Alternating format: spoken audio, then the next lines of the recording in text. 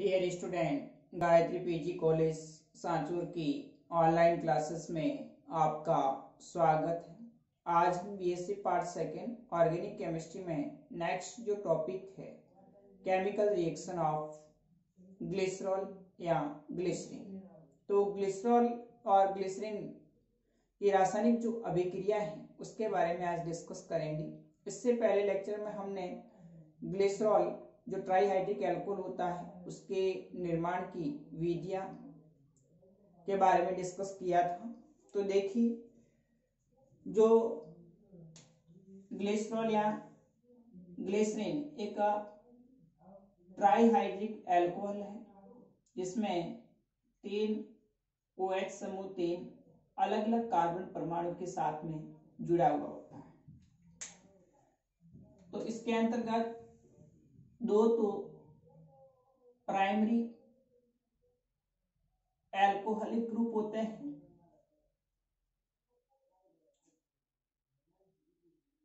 ये भी primary alcoholic group है, और बीच वाला होता है वो कैसा होता है,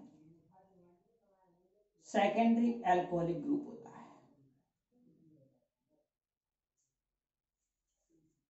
इस कारण से दो प्राइमरी एल्कोहलिक ग्रुप और बीच वाला जो सेकेंडरी एल्कोहलिक ग्रुप होता है, तो ये भिन्न भिन्न कैरेक्टरिस्टिक जो अभिलाक्षणिक रासायनिक अभिक्रियाएं होती है वो दर्शाते हैं। तो सबसे पहले हम बात करते हैं रिएक्शन विद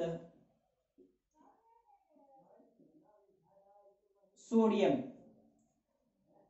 सोडियम धातु के साथ जब अभिक्रिया करवाई जाती है तो सोडियम धातु होती है वो इस ग्लिसरॉल के प्राथमिक जो एल्कोहलिक ग्रुप है वहां से हाइड्रोजन का प्रतिस्थापन करके पहले मोनोसोडियम ग्लिसरोलेट और उसके बाद में फिर यहां से भी हाइड्रोजन को प्रतिस्थापित करके डाई सोडियम ग्लिसरोलेट बनाता है।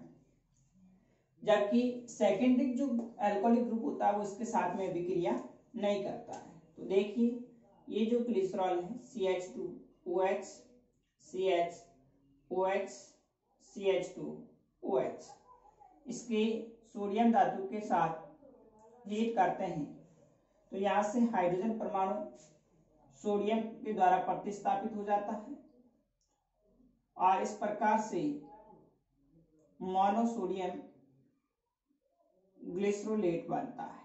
मोनोसोडियम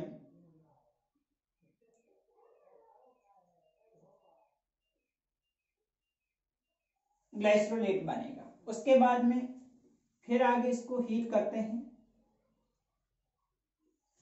तो ये यहाँ पर जो प्राइमरी एल्कोहलिक ग्रुप है इसका हाइड्रोजन को प्रतिस्थापित करके CH2ONa CHOH CH2ONa disodium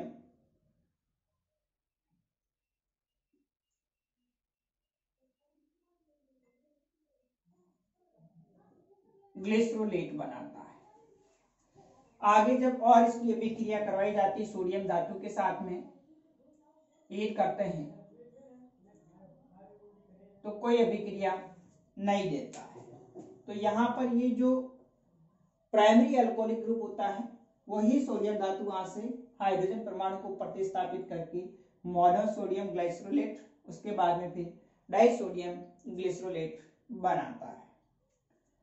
next दूसरी अभिक्रिया है रिएक्शन विद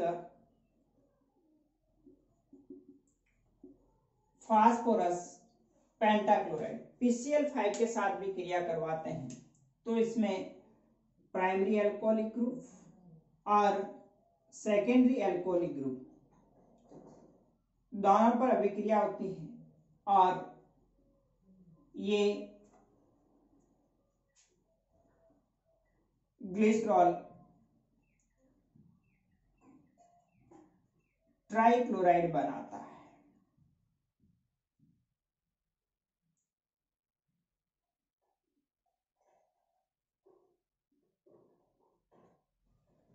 व्युत्पन्न यौगिक बनेगा, यहां से बॉन्ड क्लीवेज होगा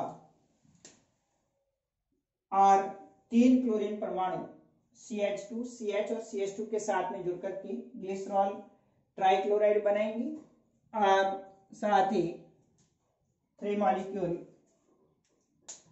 फास्फोरस ऑक्सीक्लोराइड के रूप में POCl3 प्लस 3 मोल HCl के रिमूव हो जाएंगे।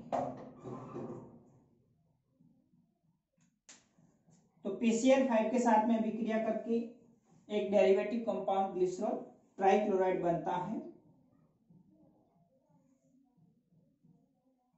नेक्स्ट अगली अभिक्रिया है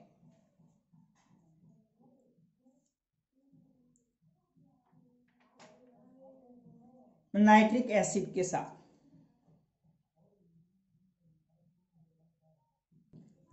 तो नेक्स्ट देखिए reaction with nitric acid. Nitric अम्ल के साथ में अभिक्रिया करवाते हैं। ये अभिक्रिया इंपॉर्टेंट है, कई बार सवाल पूछा जाता है, डायरेक्ट इस प्रकार से थ्योरी के रूप में पूछ सकते हैं कि क्या होता है जब ग्लिसरॉल या ग्लिसरीन को नाइट्रिक एसिड के साथ में अभिक्रिया करवाते हैं। तो reaction with nitric acid HNO3। ये जो ग्लिसरॉल या ग्लिसरीन है इसकी अभिक्रिया नाइट्रिक अम्ल के साथ में कंसंट्रेट सल्फ्यूरिक अम्ल की उपस्थिति में जब हीट किया जाता है तो यहां से 3 अणु H2O के रिमूव होकर के CH2ONO2 CHONO2 CH2ONO2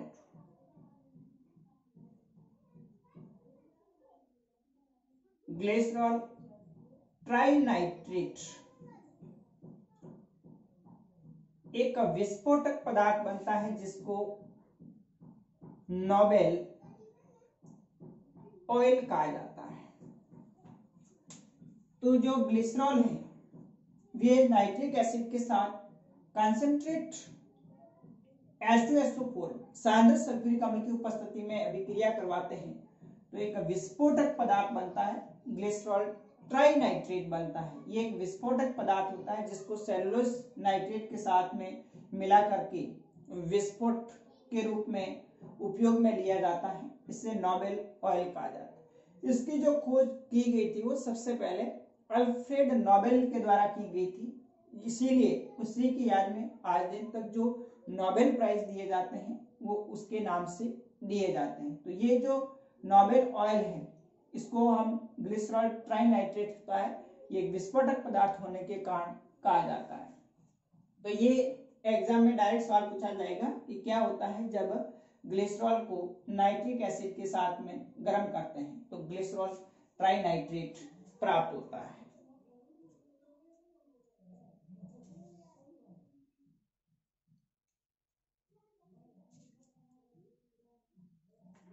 इसे ट्राइनाइट्रोग्लिसरीन भी कहा जाता है।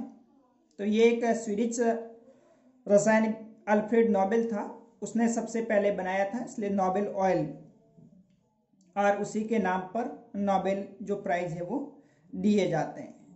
नेक्स्ट अगली विक्रिया है रिएक्शन विथ हाइड्रोजन आयोडाइड।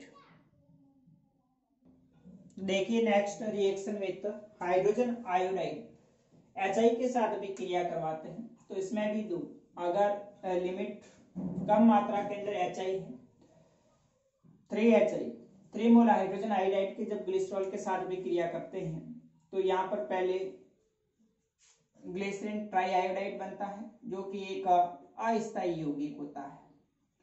ये तुरंत अपने में से एक I2 मॉलिक्यूल रिमूव करके क्या बनाता है, एलिल आयोडाइड बनता है। तो कम मात्रा के अंदर जब ग्लिसरॉल की हाइड्रोजन आयोडाइड के साथ अभिक्रिया करवाई जाती है तो क्या उत्पाद बनता है, एलिल आयोडाइड बनता है। और एक्सेस के अंदर और अधिक मात्रा के अंदर जब अभिक्रिया करवाएंगे तो प्रोपिल आयोडाइड बनता है। तो यही एलिल आयोडाइड जब एक्सेस में HI होगा तो वापस यहाँ पर देखिए पाई बॉन्ड है, एडिशन रिएक्शन होगी हाइड्रोजन परमाणु CH2 के साथ और यहाँ पर I। इस प्रकार से आप देखते हो प्रोपेन डाइआयोडाइड बनेगा। फिर ये अस्थायी है, तुरंत यहाँ से I2 मुक्त हो जाएगी और प्रोपीन बनती है। इस प्रोपीन की वापस HI के साथ अभिक्रिया करवाएंगे तो यहाँ से हाइड्रोजन परमाणु CH के साथ I इसके साथ में जुड़ करके आइसोप्रोपिल आयोडाइड बनता है।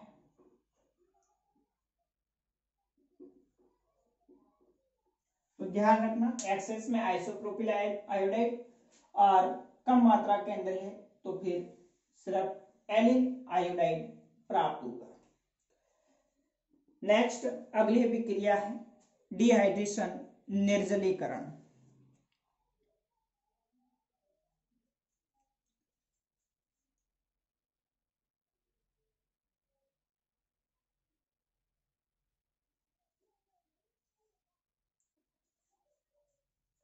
नेक्स्ट फिफ्थ अभिक्रिया है निर्जलीकरण। जब ग्लिसरॉल का निर्जलीकरण करते हैं, डिहाइड्रेशन किया जाता है, तो एक्रिल एल्डिहाइड या एक्रोलिन प्राप्त होता है। तो यह भी अभिक्रिया इंपॉर्टेंट है। इस प्रकार से भी इसका डायरेक्ट सवाल पूछा जाता है कि क्या होता है जब ग्लिसरॉल को सांद्र सल्फ्यूरिक अम्ल की उपस्थिति में या फिर जिंक ZnCl2 की उपस्थिति में या फिर P2O5 की उपस्थिति में या फिर पोटेशियम हाइड्रोजन सल्फेट की उपस्थिति में गर्म करते हैं तो इसके दो अणु जल के रिमूव होकर के एक्रिल एल्डिहाइड का निर्माण करते हैं। तो ये वेरी इंपॉर्टेंट अभिक्रिया है। रिएक्शन विथ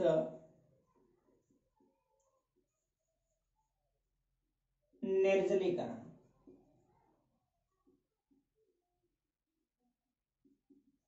डिहाइड्रेशन, इसके अंदर जब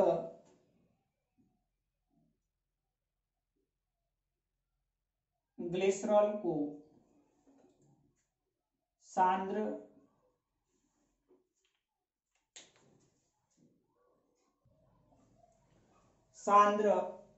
सल्फ्यूरिक एसिड या फिर जिंक क्लोराइड या फिर फास्फोरस पेंटाऑक्साइड या फिर KHSO पोटेशियम हाइड्रोजन सल्फेट की उपस्थिति में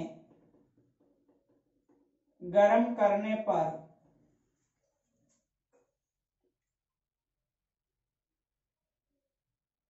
दो अणु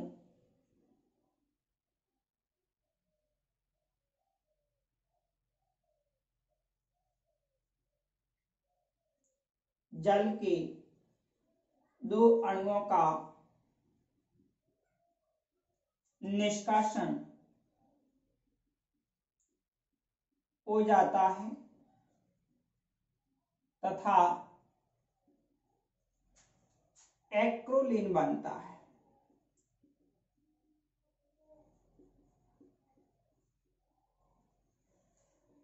ध्यान रखना कि जब एग्जाम में आपको डायरेक्ट इस तरह से सवाल पूछा जाएगा, ग्लिसरॉल नाम से पूछ सकते हैं या फिर अभिक्रिया रासायनिक सूत्र दे रखा होता है CH2OH CHOH CH2OH, यहाँ तो इस तरह से, या फिर आपको इस प्रकार से ग्लिसरॉल या ग्लिसरीन और उसके बाद में फिर एरो के ऊपर इनमें से कोई भी रिएजेंट हो सकता है, कंसंट्रेट H2SO4 है या फिर जिंक क्लोराइड है या फिर P2O5 है या फिर पोटेशियम हाइड्रोजन सल्फेट है, तो इनमें से कोई भी एक हो सकता है।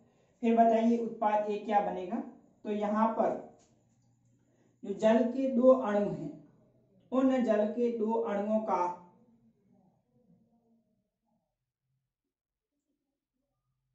इसको मैं इस तरह से लिख देता हूं,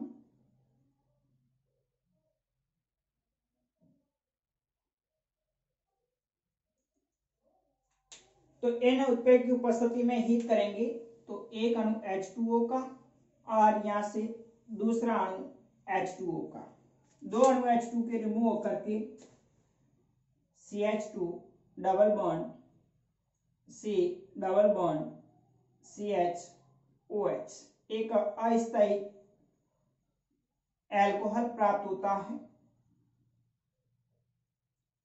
यह आगे CH2 डबल बॉन्ड CHO यहां से हाइड्रोजन परमाणु कार्बन के साथ जुड़ जाएगा और CH2 double bond CHO acrolein या फिर इसे एक्राइलो एल्डिहाइड कहा जाता है। तो इसका जो उत्पाद बनेगा वो क्या बनता है, एक्रोलीन बनता है। तो ध्यान रखना, इस प्रकार से आपको एग्जाम में डायरेक्ट सवाल पूछा जाएगा कि ग्लिसरॉल को कंसंट्रेट H2SO4 की उपस्थिति में या फिर जिंक क्लोराइड की उपस्थिति में या फास्फोरस पेंटाऑक्साइड की उपस्थिति में या फिर पोटेशियम हाइड्रोजन सल्फेट की उपस्थिति में गर्म करते हैं तो क्या बनता है। तो एक इंपॉर्टेंट यौगिक एक्राइलिन या फिर एक्राइलो एल्डिहाइड प्राप्त होता है, जिसकी विशिष्ट गंध होती है जो इस ग्लिसरॉल की पहचान को निश्चित करता है।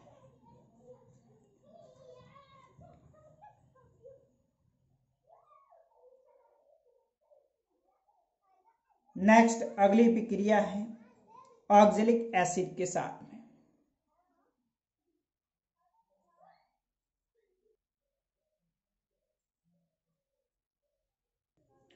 देखिए नेक्स्ट ऑक्जेलिक एसिड के साथ अभिक्रिया, तो ये भी इंपॉर्टेंट अभिक्रिया है। ऑक्जेलिक एसिड के साथ इसको भिन्न-भिन्न ताप पर गर्म करते हैं तो ये भिन्न-भिन्न उत्पाद देता है। तो जब ग्लिसरॉल को पहले 110 डिग्री सेंटीग्रेड ताप पर गर्म करते हैं तो फॉर्मिक एसिड का निर्माण करता है। देखिए ये ऑक्जेलिक एसिड है। इस ऑक्जेलिक एसिड ग्लिसरॉल के साथ 110 डिग्री सेंटीग्रेड ताप पर गर्म करेंगे तो यहाँ से H2O अणु रिमूव होगा और OCCOH समूह इसके साथ में जुड़कर के ग्लिसरॉल मोनो ऑक्जेलेट बनाता है। पहले ग्लिसरॉल मोनो ऑक्जेलेट प्राप्त होता है जो आगे यहाँ से एक CO2 अणु रिमूव होकर के ग्लिसरॉल मोनोफॉर्मेट बनेगा, जिसका आगे जल अपघटन करेंगे तो पुनः यहाँ से HCOOH फॉर्मिक एसिड बनेगा और ग्लिसरॉल बनता है। तो इस प्रकार से 110 डिग्री सेंटीग्रेड ताप पर ऑक्जेलिक एसिड के साथ ग्लिसरॉल अभिक्रिया करके फॉर्मिक एसिड प्लस पुनः ग्लिसरॉल देता है। 260 डिग्री यानी उच्च ताप पर जब अभिक्रिया करवाते हैं तो यहाँ पर प्राइमरी एल्कोहलिक जो ग्रुप होता है और सेकेंडरी एल्कोहलिक जो ग्रुप होता है दोनों पर अभिक्रिया होती है। 2H2 अणु रिमूव होकर के ग्लिसरॉल डाइऑक्सिलेट बनाएगा। फिर आगे इसको गर्म करते हैं तो यहाँ से एक अणु CO2 का और दूसरा अणु यहाँ से CO2 का निकल करके एलिल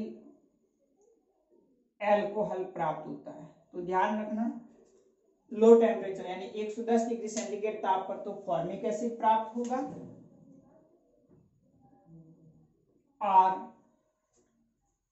260 डिग्री सेंटीग्रेड पर एलिल एल्कोहल बनता है। नेक्स्ट अगली जो अभिक्रिया है वो ऑक्सीडेशन ऑक्सीकरण।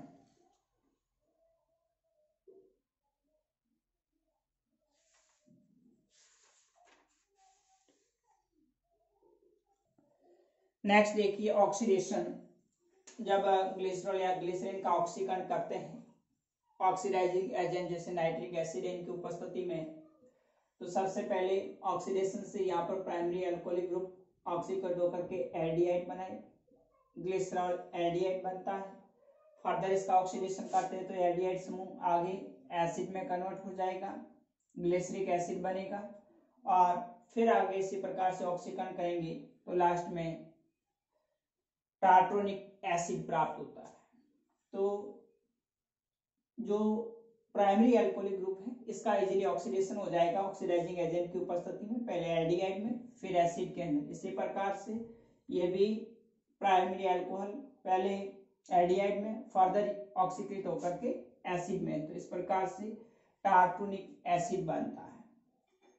नेक्स्ट इसमें और भी है, यदि सेकेंडरी एल्कोहलिक ग्रुप का ऑक्सीडेशन करें तो डाईहाइड्रोक्सी एसीटोन प्राप्त होता है। फिर आगे ये ऑक्सीकरण से प्राइमरी अल्कोहल का ऑक्सीडेशन होगा, मीजो ऑक्जेलिक एसिड बनेगा। फर्दर इसको आगे ऑक्सीकरण करेंगे तो ऑक्जेलिक एसिड प्राप्त होगा और ये आगे टूट करके 2CO2 कार्बन डाइऑक्साइड प्राप्त होती है।